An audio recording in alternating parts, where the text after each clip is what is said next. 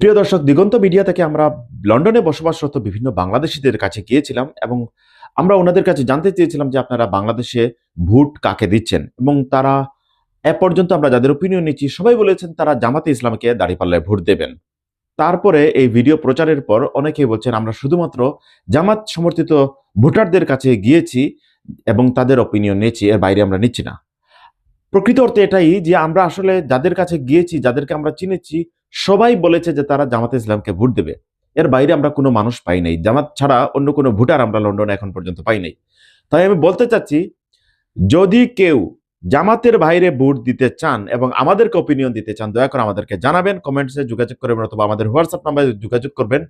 আমরা শুধুমাত্র দাঁড়িপাল্লার ভোটার নয়, সকল ভোটারদের মতামত প্রচার করতে চাই।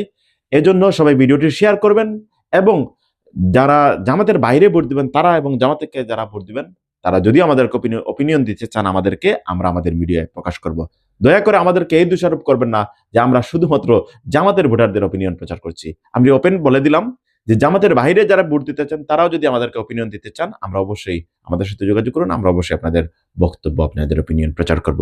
ভালো থাকবেন, দিগন্ত মিডিয়ার সাথে থাকবেন।